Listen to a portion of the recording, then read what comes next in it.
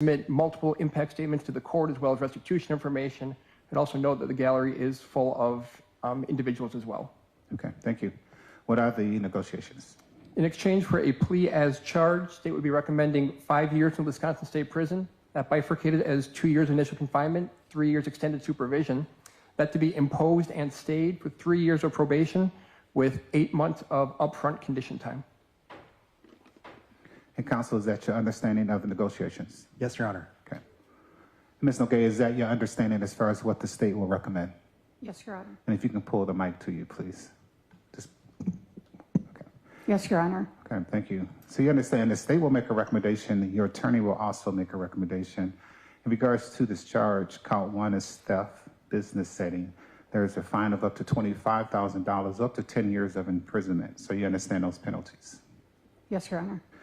This is also a felony charge, so there are certain consequences of a felony conviction. First, you can never possess a firearm for the rest of your life. Second, you cannot vote in any election until your civil rights are restored.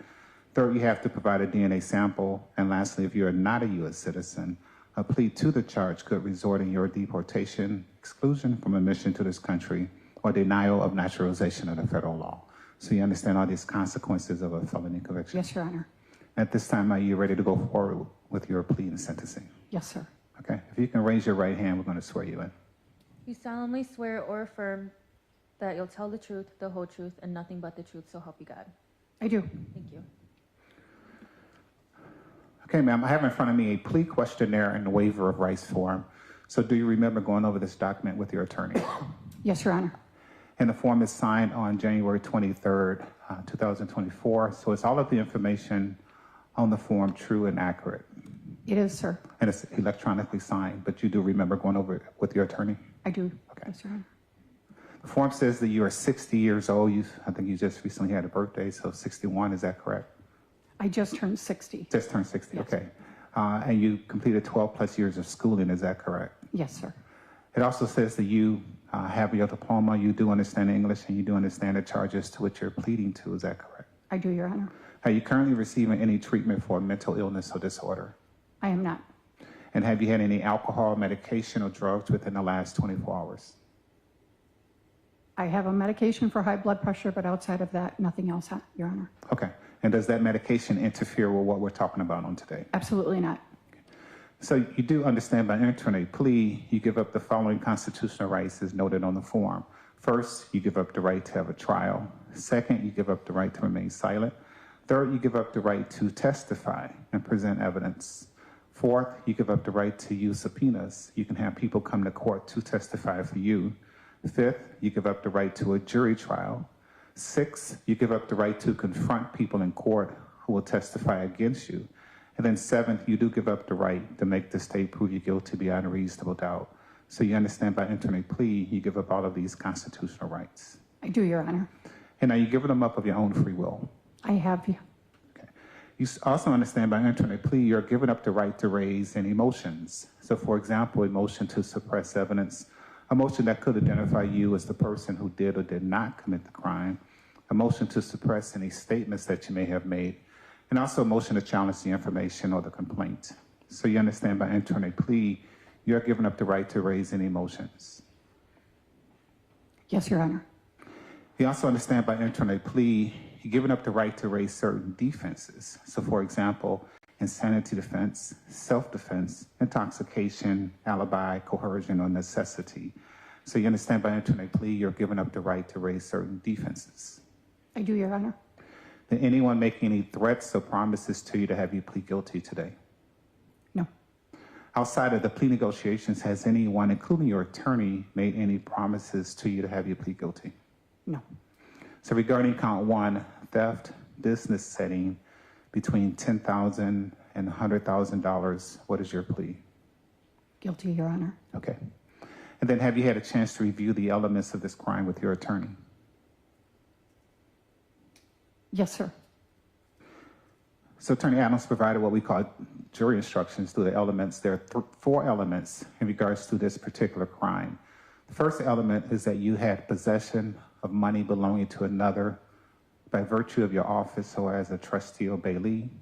Second is that you intentionally used the money without the owner's consent. and contrary to your authority. Third is that you knew the use of the money was without the owner's consent and contrary to your authority. And then fourth is that you intended to convert the money for your own use. So are those four elements accurate in regards to your plea to this charge? They are, Your Honor. Okay. And then have you had enough time to go over this case with your attorney? I have. And has he discussed with you as far as all the options that you have other than to enter a guilty plea? He has, yes. Okay, and are you satisfied with his representation? Very much so, yes. Thank you. You're welcome. Do you have any additional questions for him at this time, or are you confused about anything that we're doing here today? No, Your Honor. And are you pleading guilty to this theft charge because you are guilty of the charge? Yes, sir. And are you entering this plea both freely and voluntarily? I am, Your Honor. Are you also entering this plea both intelligently and understandingly after talking with your attorney? I am, Your Honor. Okay, thank you. And counsel, have you gone over the plea questionnaire and waiver of rights form? Yes, Your Honor. Did you go over the elements as well as the maximum possible penalties? I did, Your Honor. And are you satisfied that your client understands the charges of charge, the elements, the penalties, and all the rights that she does give up by pleading guilty? Yes, Your Honor.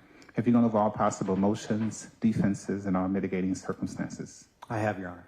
And are you satisfied that her plea is being entered freely, voluntarily, and intelligently? Yes, Your Honor. Are you also satisfied that neither alcohol, medication, or drugs are affecting her ability to understand what she's doing in court today? Yes, Your Honor. Do you believe that this plea is in her best interest? Very much so, Your Honor. And are you aware of any reason in law why I should not accept a plea? No, Your Honor. And does the state consent to the jury waiver? Yes, sir. So the court does approve the waiver and does find that the defendant is entering her plea freely, voluntarily, intelligently, with full understanding of the nature of the charge, the elements, the penalties, and all the rights that she does give up by pleading guilty, and the court does accept the plea. So parties may use the facts in the criminal complaint to stand as a factual basis. Yes. Yes, Your Honor. Ms. Nogay, have you had a chance to read the criminal complaint? Yes, Your Honor. And is all of the information in that criminal complaint true and accurate? Yes, sir. And may I use the information in that complaint to accept your plea of guilty? I'm sorry. May I use the information in that complaint to accept your plea of guilty? You may, Your Honor. Okay. So the complaint is a multi-page complaint. There's a summary section that notes that you ran a nonprofit agency called We Run, They Fly. And the purpose of the organization was to gather donations for the Stars and Stripes Honor Flight. Your organization would have fundraisers throughout the year and would promote the proceeds from those fundraising events that they would benefit the honor flight. From 2016 to 2023, the complaint states that you collected over $100,000 in donations intended to be provided to the honor flight. And in reality, it notes that you only provided approximately $20,000 to the honor flight. The majority of the remaining funds were used on your own personal expenses, and that this was a misappropriation of the donated funds and your authority over these funds. And the complaint goes into details as far as donations that were made, and then as well as how some of the money was used for your personal gain. Ultimately, you did make a statement. You admitted to your actions, both a statement to an investigator as well as a letter that was written to the Honor Flight organization. So is all of that information accurate in regards to your plea to count one as well as your behavior during this period of time? It is, Your Honor. So the court does find that there's a factual basis for the acceptance of your plea. And based on your plea of guilty, the court now finds you guilty in the manner and form as charged in the information in the complaint. And I do adjudge you convicted as of today's date in order of judgment of conviction to be entered into the record. Attorney Westfall regarding sentencing. Yes, Judge, there is a representative from Stars and Stripes Honor Flight that would wish to address the court. I'd ask that she be allowed to address the court, and then I'll make my comments. Yes.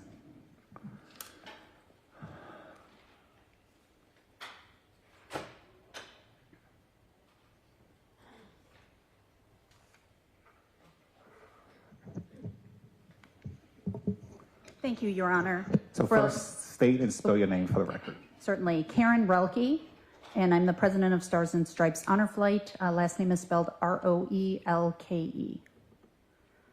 And what would you like to say now?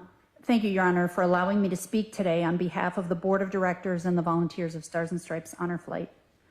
While the misappropriation of almost $100,000 that was meant to honor our oldest veterans is why we're here today, we would also like to take a moment to present 3 other negative effects from the actions of the defendant. While the defendant misappropriated funds meant to honor veterans, she also cheated the donors and sponsors of her events, people and businesses who had the best of intentions and who wanted to help honor the veterans in their community. She boldly organized and promoted fundraisers for her fundraiser, scheduled check presentations, and accepted and deposited checks from these folks while promoting herself as someone worthy of their trust.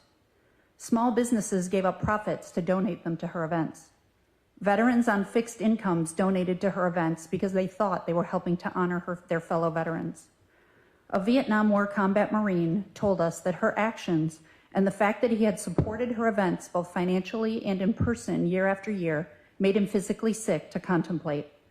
Many of our Vietnam vets were treated terribly by the general public when they returned home from war, and her actions subjected her Vietnam veteran volunteers and donors to further disrespect and frustration. She also cheated her volunteers and supporters out of their time and talent, and sowed distrust for Stars and Stripes Honor Flight among them when we began to suspect something was amiss. Her volunteers, as well as Stars and Stripes Honor Flight volunteers, gave up time with their families to work at her events. When the investigation began and her fraud was about to be discovered, she began telling her volunteers that We Run, They Fly had recently donated large amounts of money and that Stars and Stripes Honor Flight was ungrateful and unwilling to acknowledge the donations. This was completely untrue, and she knew that no such donations had been made. Our volunteers suddenly weren't sure who to trust after years of working with our organization. In addition, local celebrities volunteered to speak, sing at, and host her events because they believed they were honoring our oldest veterans by doing so. Lastly, the defendant's actions may have compromised our relationship with potential donors and sponsors in the marketplace. We are proud to be completely financially transparent so that donors can be confident that their gifts to Stars and Stripes Honor Flight will be used prudently. Because we're an all-volunteer organization, more than 97 cents of every donated dollar goes directly to honoring vets, and we work incredibly hard to be worthy of our donors' respect and trust. The defendant's actions have now resulted in media coverage that has likely led to unfair and unwarranted distrust and skepticism about our financial practices. This has probably led potential donors to donate elsewhere because our name has been connected to this scandal. The defendant's father, a Korean War veteran, was the beneficiary of our hard work and dedication as he took his well-deserved honor flight in 2016. And we are extremely concerned that her actions may result in a lack of trust in our organization and fewer veterans signing up for the day of honor that they so truly deserve. Our reputation is paramount to our success, and we are worried that the defendant's actions may have cast doubt on our integrity. When we look at our oldest veterans, including those who are sitting in the gallery today, the team of volunteers at Stars and Stripes Honor Flight sees an opportunity to finally give them the gratitude, honor, and healing that they so richly deserve. While the defendant's intentions may have been good early on, she quickly began leveraging the community's support of our organization for her own personal gain. This was not a one-time mistake. This was a pattern of deception and fraud that stretched out over years. In summary, the defendant's actions cheated local small businesses and citizens out of the opportunity to help our veterans. She brazenly used her own volunteers as well as ours to run her events by promising them that their hard work helped to honor veterans. She blamed Stars and Stripes Honor Flight when it became difficult to explain away the fraud, and her actions have cast an unfair shadow on our stellar reputation as a nonprofit dedicated to honoring our oldest local heroes. We are so grateful to Andre Andrasian, Matthew Westfall, and everyone in the Public Integrity Unit for their tireless efforts to bring this case to fruition and closure. We look forward to moving on now to planning and hosting our 2024 Stars and Stripes Honor Flights, and we know that the more than 600 veterans on our fly list are ready for their healing welcome home. Thank you, Your Honor. Thank you.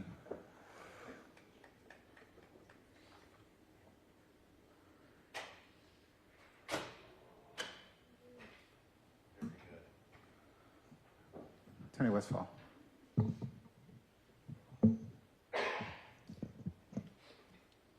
I mean, that says it pretty well, Judge. this is not a case of just a financial loss. This is a case of a violation of trust, violation of respect.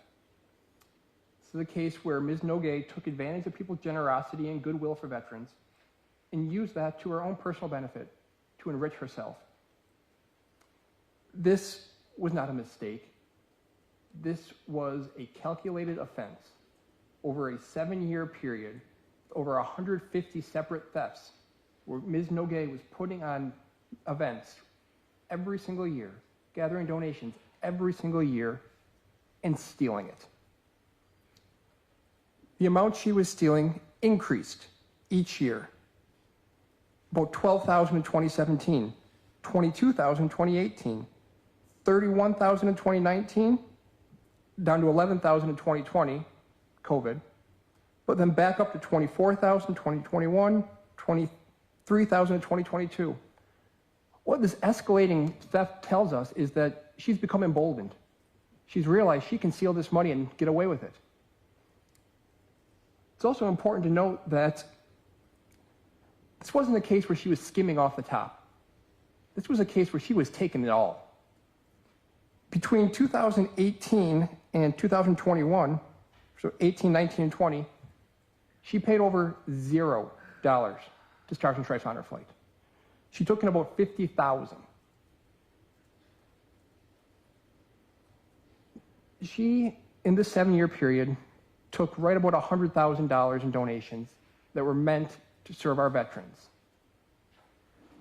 That is an underestimate of the loss that occurred here. That is the amount based on registrations to our events, checks and donations that were written. Each of our events had raffles, had cash donations, had prizes that were donated to these events.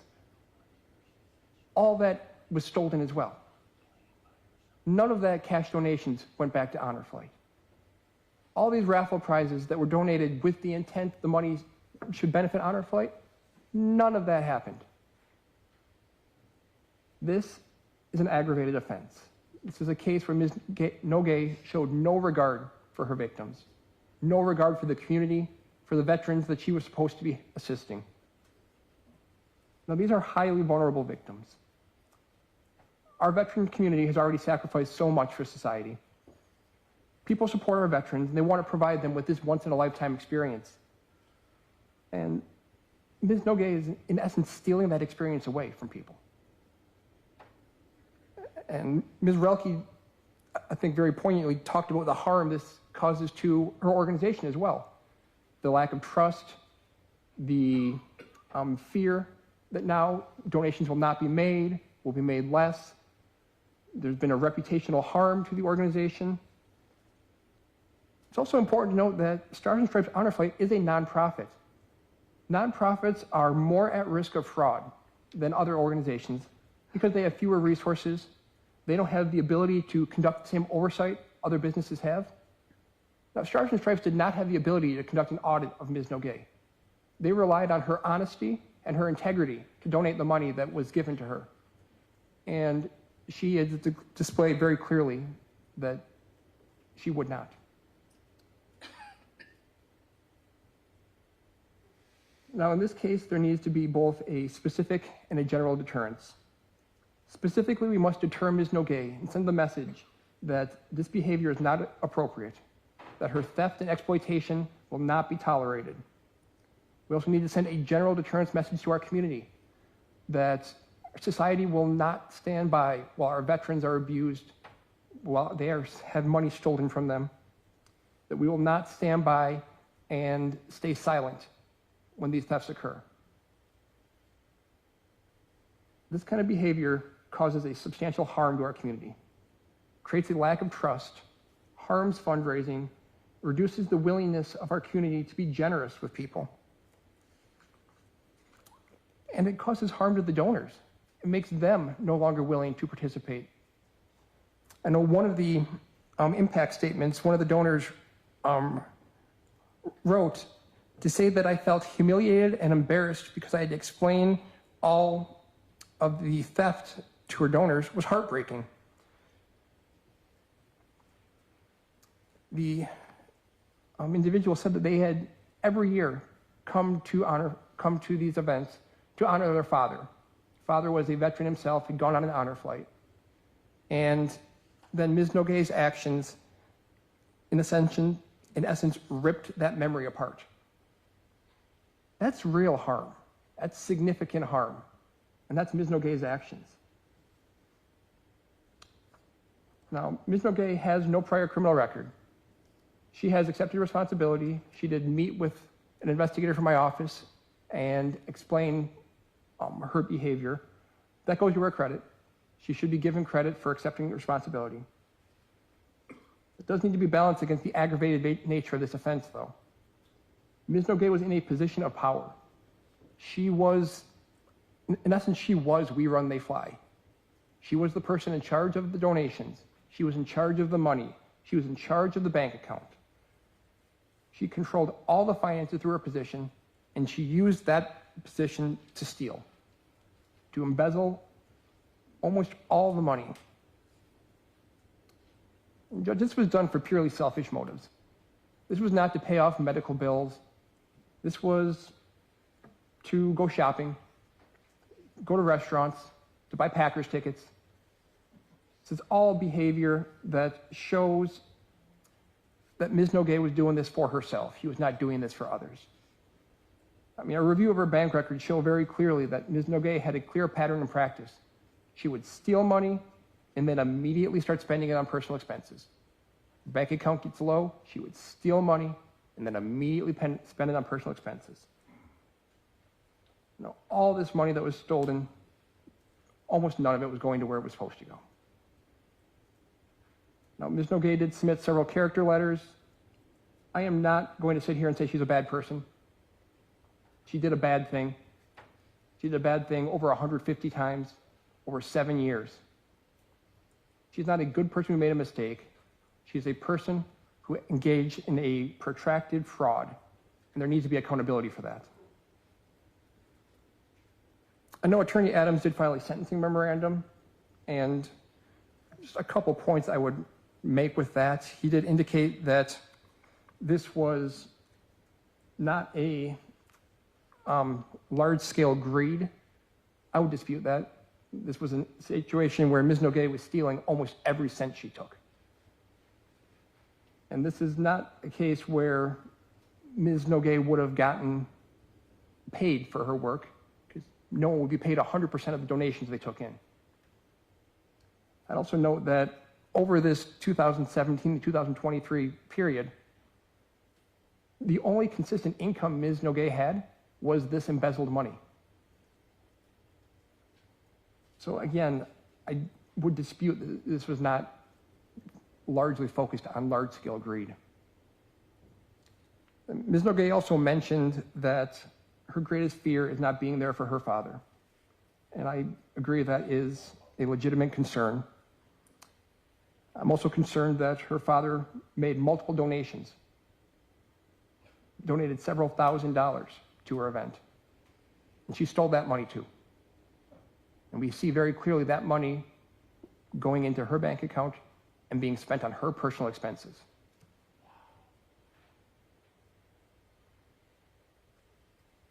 To me, that is one of the most aggravating facts of this case, is that she got into this to honor her father, and she honored him by stealing from him. Now, Judge, there needs to be accountability. There needs to be a punitive aspect of this sentence. Now, Ms. Nogay has suffered collateral consequences. Collateral consequences are not a punishment. Getting a felony conviction is not a punishment.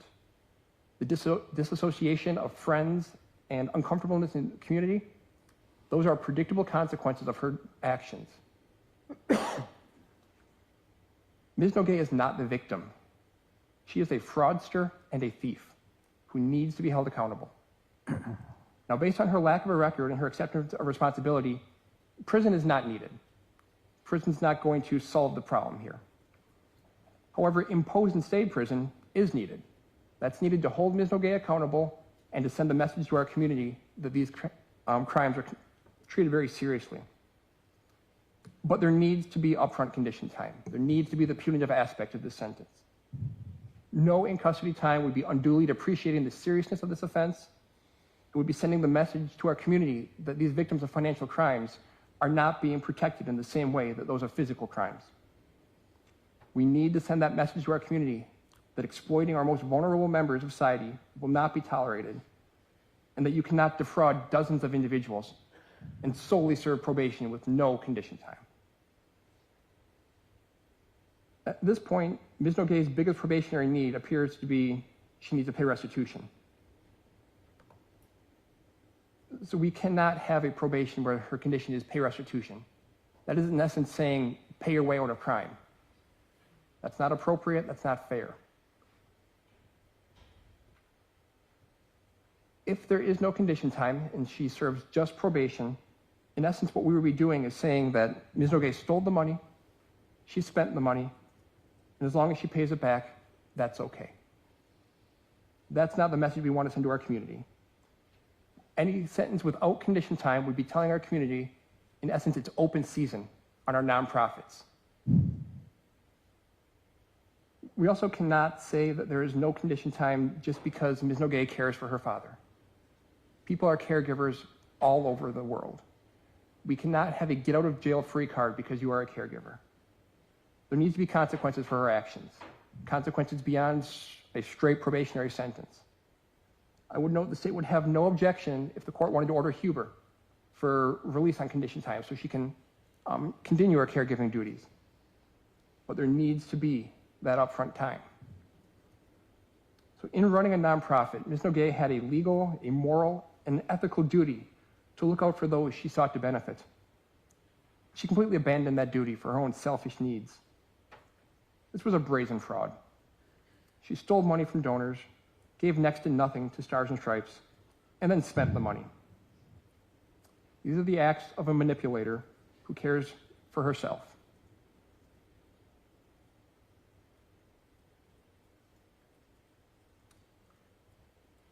At this point, Your Honor, the state's requesting that you follow our recommendation, order the imposed and state prison sentence for 3 years probation with 8 months of upfront condition time. Thank you. Thank you. Defense. Thank you, Your Honor. I'd like to thank Ms. Rolke for her articulate and well-taken remarks. And my client wants to first say, both to the court as well as to the gallery, and she's going to say this in her own statement, but she has no one to blame but herself. And she has been, essentially since the district attorney's office has contacted her and she agreed to a meeting with the investigator at the Cudahy Public Library to go over what was going on, she's been an open book on this. She has articulated again and again from that initial meeting in a letter to her board members and frankly to the media through me that she's taking responsibility early on. The prosecutor made a statement that the collateral punishment is not a punishment in this case. I don't know that I could ever articulate how damaging to my client this entire situation has been. From our first phone call, when she called me in tears, telling me that I had done this terrible thing, and now I'm being criminally charged, until today's date. It has been a nonstop showing of sincere remorse, both publicly and privately. My client obviously had the best of intentions starting this organization. It's something that she had a lot of pride in, a lot of personal interest in. And starting with kind of the first transactions, which became a habit, and obviously then became chronic, of commingling these nonprofit funds with her own use, there was a feeling of shame there for years. And she developed this shameful, personal, private hell for herself over 7 years, knowing that she was holding herself out in public as one thing, but doing something completely different behind closed doors. And this shameful act became a full-blown public hell when the charges were filed and one of these news networks knocked on her door before she received the summons to confront her with the summons and the complaint. And throughout the initial phases of this case, every media person knocking on her door and chasing her down the hallway of the courthouse and the public safety building. This public now hell, which has married her public hell, her private hell, is unlike anything that I've ever had a client go through in terms of the incredible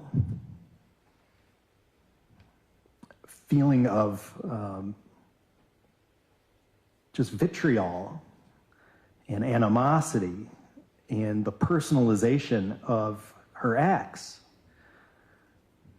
She has, and I think I wrote in my memorandum to Your Honor, she's received anonymous letters to her home that she's intercepted, thankfully, so her father didn't find them, basically calling her a terrible person. And in fact, one of these anonymous letters was put into a birthday card. A 60th birthday only comes once in someone's life. It's a milestone. It's something that generally people spend together with loved ones and friends, maybe out at a restaurant, something like that. She spent it at home, being confronted with a nasty note from an anonymous person, calling her a terrible name and telling her she was a terrible person. That's how she spent her 60th birthday. And so when the prosecutor says that these collateral effects of this case are not punishment, I find that egregious. My client started this organization with the high-minded ideal of honoring veterans just like her dad, because that experience had meant the honor flight that he had taken was so important to him. She wanted to honor others and to spread the honor across the community. Instead, she is focused incredible dishonor on herself, which if that's not a personal hell, I don't know what else it would be. She is remorseful. She has articulated her remorse consistently. She knows that she has torn the social fabric in this community, especially among this community of volunteers who set out to help our veterans.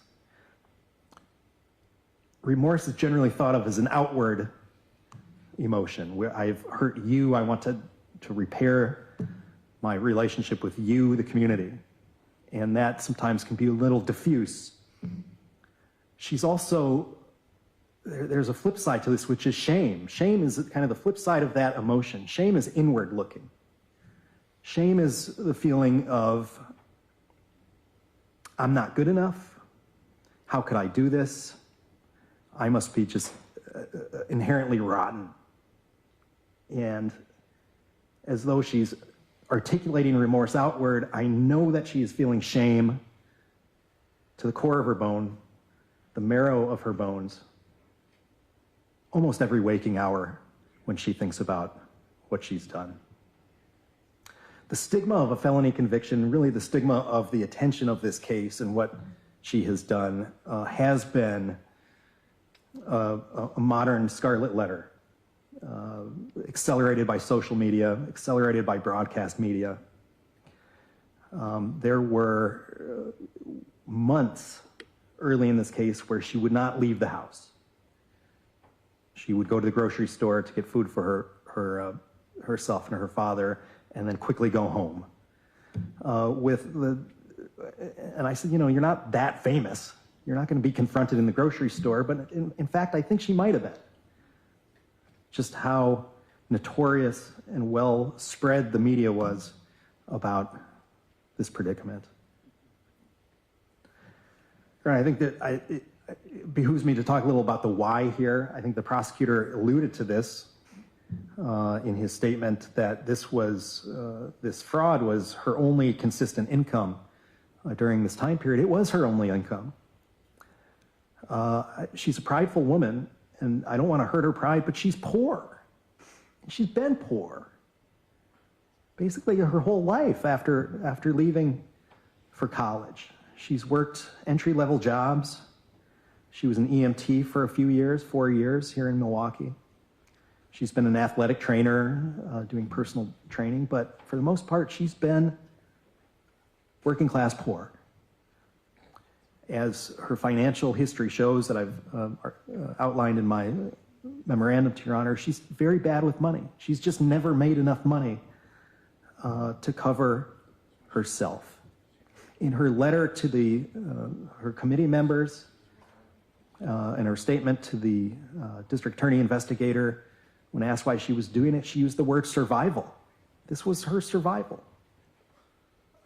$100,000 is a big number. When the media reports this out, it's going to be another $100,000. But over time, this was, as the only income source for her, she was living at the poverty line, essentially. This wasn't greed. She wasn't going to Las Vegas. She wasn't going to Miami. She wasn't driving fancy cars. She lives a rather monastic life. She cares for her father. She goes to her church. She's been consistently going to. She has fitness friends. She had a long time kind of group fitness circle that she ran as a volunteer thing. And that's basically it. That's her life. I am glad she has found a therapist. I think Joni has been suffering from low self-esteem, maybe from the time when she could remember talking with her. And we worked to get her a therapist who could meet her on her own level and start to talk about these things, because she has been living her own personal hell for way too long. And it's my sincere hope that she'll start to untie some of these underlying issues and move forward as a more positive person and not a self-hating person. The community is on notice. She's not to handle money. A probationary sentence, I think, should have a term and a condition that she handles no money. A quick Google of her name, it's a very unique name. She's probably the only Joni Nogay in the world. We'll turn this up in the first couple Google pages. She's never going to be offered a job that has any money commitment. She does care for her 91-year-old father. That is at the forefront of her mind. When I asked, what are your goals for this case? The only goal she had was, I just need to be able to care for my dad in his last years. I don't want him to go into some type of assisted situation. And so I believe that our recommendation to Your Honor does not depreciate the seriousness of this offense. She has essentially walked a gauntlet of scrutiny for 7 months. It has been absolute hell for her. I think with 4 years to do 100 hours of community service each of those years, and with a commitment to repaying what she took, and again, she's not working any glamorous job. She never has. Her job now is as a freight handler for a major distribution company, where she puts boxes of different weights onto a loading dock. It's something that I don't know that a younger Joni would ever say a 60-year-old Joni would be doing at this time in her life, but she's doing it for about $17.50 an hour, and she's working the third shift. She's doing everything she can, and for the people who say, well, she's just trying to get out of this, there's nothing else she can do but say she's sorry. She can only live and put one foot past the other and to try to lead a righteous life. And she's not looking for leniency. She is trying to do her best, both by her father and for herself and the community. So I'd ask that Your Honor follow our recommendation. Thank you. Thank you. And I know the state has submitted the restitution request. Is she contesting restitution? She's not contesting the amount, Your Honor. Okay, thank you. And Ms. Nogay, is there anything you want to say? Yes, sir. Okay. May I? Yes, please. I wrote it Okay. because I knew I don't want to miss any points. I want to thank you, Your Honor, for your time. I never in a million years thought my selfish acts would hurt so many. My acts were never planned, and my intentions were to do good for others by drawing the community together to celebrate our American heroes. But instead, I found myself making mistakes that spiraled out of control.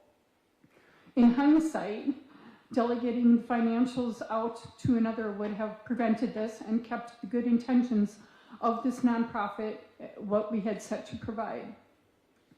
I apologize from the absolute bottom of my heart to the Stars and Stripes Honor Flight, to my nonprofit committee members, to my family and friends, and all who ever participated in all my events over the years. I've lost many family members, friends, my lifelong best friends and acquaintances over the last 7 months. Rightfully so. I know it's rightfully so, but it's still nothing short of soul-crushing. In the past 7 months, my isolation has allowed me the ability to work, to rebuild my character, the relationships, and my relationship with money. With the guidance, I've found a therapist who is committed to helping me to understand why. I'm working overnights in a very physical job that I absolutely hate because it allows me to care for my father during the day. He is my #1 and only priority. My situation has humbled me. It has taught me the value of love, respect, and courage while finding no room for hate as I continue to ask for forgiveness. Your Honor, my intentions are to show proof of my honest efforts to make amends. I will continue in the pursuit of self-improvement. I'm going to work more overnights. I'll continue volunteering and stay close with my church community because they have been my rock.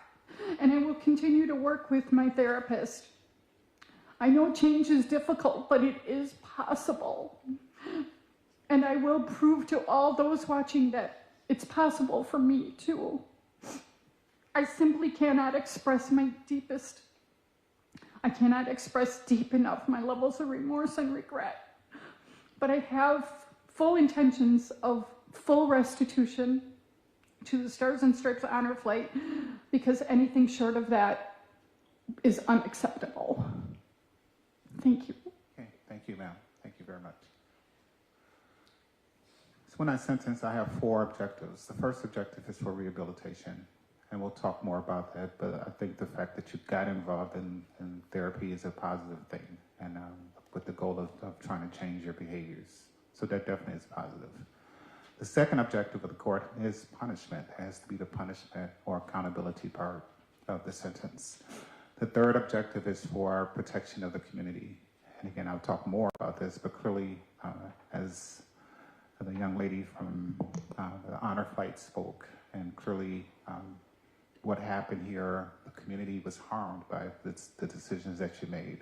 And clearly, veterans, more so than just about any other member of our community, have probably been treated the worst, especially Vietnam vets. And so there is definitely a need to protect our veterans. And then the fourth objective of the court is for deterrence of others. And what that means is, as I sentence, part of the goal is to send a message to other people as well. So regarding your case specifically, I do have 3 factors I have to consider. So first is the gravity of the offense. So I think everyone has kind of gone through what happened with this case, this period of time between 2016 and 2023. Clearly, a lot of extremely bad decisions were made by you. And the complaint talks about during this period of time where the goal of the organization, and I have no doubt when you started the organization, you probably had good intentions. I have no doubt about that. But the complaint talks about doing that 2016 to 2023, only 5 payments were made to this organization, to the honor flight. So this was the organization that was supposed to get this money over time. And unfortunately, only 5 payments were made in this 7-year period of time. the first two payments, well, the first payment 2016, then you had two payments in 2017. And as the state noted, there was a gap. The fourth payment was 2021, and then the last payment was 2023. And I think it was a payment that was attempted to be made in 2021, where the check came back as insufficient. That kind of sent the lights, and that's when the investigation started, and that's when all this information came through. So clearly, based on all that information, very aggravating behavior because of the time frame, the amount of money ultimately that was not given, that was supposed to be given to the honor flight, your actions. I think the complaint talks about your board members who were not even aware of your actions. So, shame on them as well, because they should have had better insight too. Not putting any blame on them, no, definitely not. And clearly, your admittance. So it becomes very just aggravating in regards to the actions that happen. And again, those donors, and I think several people talked about it at the state as well. Clearly, the honor flight was harmed, but donors were harmed. People that were given, I'm sure, little bits of money, big money, some may still have no idea what happened, that they gave to this organization that never provided the gift to who they were giving an organization for. So a lot of people have been affected by the decisions that were made. Second factor I consider is who you are. So I balance out what you've done with who you are. So you are here today, you are accepting responsibility. As noted, you have accepted this very quickly in the scheme of things in the criminal court system. Your initial appearance was in July of last year, and today we are resolving the matter. You have no prior record. So those are definitely positives in regards to your character and your rehabilitative needs. Then I did have a chance to read through the character letters that were sent on your behalf. It was a letter first from your therapist that you're involved in and the progress that you've been making. They talk about your diagnosis as well. And then the letter from your church. And then from your father who wrote the letter, as well as your auntie and a family friend, and then your neighbor. So I agree with Attorney Westphal that nobody's doubting that you're a good person. You got kind of caught up in something, and it appears you didn't stop. And we'll talk about that a little bit more. And then I also had a chance to read the sentencing memorandum that was sent by your attorney as well, and regarding the past, your personal background, and the informal punishment that you've received. I think, he knows that your auntie, you have an aunt that's not speaking to you, as well as a friend and other community members. Then the next factor I consider is the need to protect the public. So it's kind of a threefold sentence. I consider what you've done, I consider you and your needs, then I consider the public. So in this case, I received a lot of letters and information from the public, from those individuals that were directly and indirectly impacted by what happened. So first, I did get the letter from the honor flight, and it's exactly the same as was noted today in court in regards to the impact that this has had, not only on the honor flight, which definitely is a big impact, but you cheated donors, you cheated your volunteers, and how you compromise many people who at this point may not give to the honor flight, so just may not give period to anyone, which is very unfortunate because there are a lot of organizations like the honor flight that has done great work, and some people just afraid. They're just afraid to just give to anyone. And then there was all the letters that were submitted, different walks of life that talked about how they were affected by the money that was stolen from them, and how it has created these issues in regards to trust. And then as well as all the individuals who submitted the restitution requests as well. And again, I have no doubt there are probably hundreds of people who could have submitted restitution requests based on what they've given, and that they don't know about it or have not submitted it. So clearly, from that standpoint, a lot of people have been affected throughout this state, probably throughout the country in regards to decisions that were made by you. Then last thing I consider in regards to this need to protect the public is this deterrence. So what should be done about it. And I just want to personally thank the veterans as well, because as I noted earlier, many veterans don't get the support from our community or even the government in regards to the work that they do. So thank every veteran that's here for your service, as well as the work that the Honor Flight has done as well. There's a saying, with great power comes great responsibility. And you decided to take on great power based on the organization that you created. And once you took on that power, you definitely had a responsibility in regards to whatever your mission statement was, or goal of the organization was at the time. And the unfortunate part is that you may not have been equipped to do it. And this is, I think that your attorney provided a good letter. But at some point, you should have just stopped, because you should have realized, I can't do this, I'm not qualified. And that becomes the unfortunate part. You didn't stop. 2016, 2017, 2018, 2019, 2020, 2021, 2022, 2023. Stop, and I have no doubt it was survival at that point because of the amount of income that was coming in at the time. And in my role, I see a lot of people in these positions, leadership positions, that just get caught up like this. I mean, I've had people come before me who take from their jobs and schools and churches and nonprofits and from their family. And at some point, it does become selfish, because it becomes more about them than about the person that they're supposed to be helping or the organization that they're supposed to be representing. And at some point, it does no longer become a mistake. It becomes intentional, because at some point, you know what you're doing. And again, it may be hard to stop, but you know what you're doing.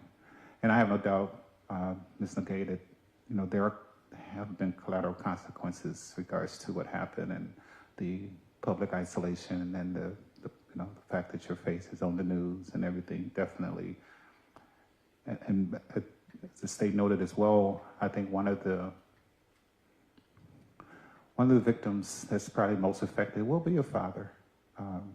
He was a donor, based on what was noted, but now the fact that his daughter, who has no doubt that he loves, life has been changed, and definitely his life will be changed based on what you've done and the decisions that you've made. So regarding the sentence itself, the court is first to consider probation, and I agree that this is a probationary case, because I agree definitely the priority is restitution. It's a lot of restitution. So I think the goal is restitution and to pay back as much as you can. But as I noted earlier, there definitely has to be a punishment side as well that we'll talk about. But in regards to count one, I think there is a need for some state prison over your head. I know some of the letters that were submitted, they ask for prison for you. And again, I agree with the state that I don't think there's a need for prison right now, because the fact that it will be hung over your head should be an incentive for you to do what you need to do. I'm hoping. But if you don't, then you know that you will be away from the community as well as away from your father. So I will sentence you to 5 years in the Wisconsin prison system, 2 years initial confinement, 3 years extended supervision. That will be imposed and stayed, and you'll be placed on probation for a period of 3 years. I will make you eligible for the substance abuse program, but due to your age, you're not eligible for the challenge incarceration program. So conditions of probation would be as follows. So the court is placing you on probation for 3 years. An AOD assessment followed through with recommendations, absolute sobriety, random UAs. I don't think there's AOD issues, but at this point, the court is ordering no use or possession of alcohol or illegal drugs, and no use or possession of prescription drugs without a valid prescription. You do need to maintain employment through this period of probation. I'm also ordering no new law violations reaching judicial probable cause. You got to cooperate with probation, any conditions deemed appropriate by your agent. There is a list of individuals that I will order restitution for. First is Barbara, B-A-R-A, Claus, C-L-A-U-S, restitution in the amount of $997.19. Then I'm also ordering $500 in restitution to Games R Us, $920 restitution to Jill, Jill Bierbach, Bierbach, $10,000 restitution to Jackie, Jackie Lutke, Luedtke, and this is for Batteries Plus. $800 restitution to Linda Pallant, Pallant. $200 restitution to Russell, Russellkluz. $900 restitution to U.S. Title and Closing. $500 restitution to George Washington Post, POST. $500 restitution to Mercury Marine. $250 restitution to Osborne, Osborne Agency. $1,100 restitution to Deborah Bierbach, Bierbach. And then the court is ordering $82,648.29 in restitution to the Stars and Stripes honor flight. President, I filed an additional restitution request this morning, an additional letter explaining that request. That had asked for $500 to Kingpin's Tavern. So I would ask that $500 be ordered to Kingpin's Tavern, and the ultimate number to Stars and Stripes then be reduced by that $500 to $82,148.29. $82,100 $48.29. Any objection from defense? No, Your Honor. And state the tavern's name one more time. Kingpins, Kingpins Tavern. Thank you. It's $500. So court is ordering $500 to Kingpins Tavern, and then the total amount due to Stars and Stripes honor flight is $82,148.29. So besides the restitution, you are responsible for only mandatory court cost fees and surcharges. So non-mandatory fees will be waived. You have to pay off restitution first before you pay off any court costs. Monies will be paid while you're on probation. For some reason, you are revoked and sent to prison. Money will be paid from any wages and other money you have in your inmate account. Failure to complete payment could result in a civil judgment. You have to do a DNA sample. This is a reminder at this point, ma'am, you are a convicted felon, so you can never, ever possess a firearm for the rest of your life. You understand that? I do, Your Honor. Otherwise, you face a fine of up to $25,000, up to 10 years of imprisonment in both. Additionally, as a convicted felon, you cannot vote in any election until your civil rights are restored. Regarding conditional jail time,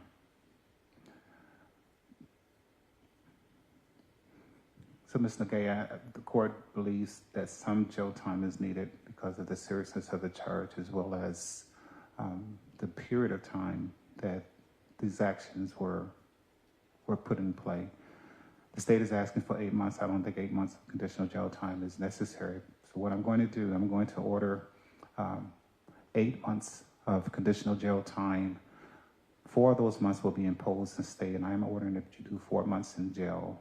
I'm going to give you a report date of February the 23rd. So Friday, February 23rd, by 5 o'clock p.m., you have to report to the House of Correction or the CRC, and I will make you eligible for good time on both of those sentences. Additionally, I will make you eligible for Huber for work, as well as for any health care or any care for your father.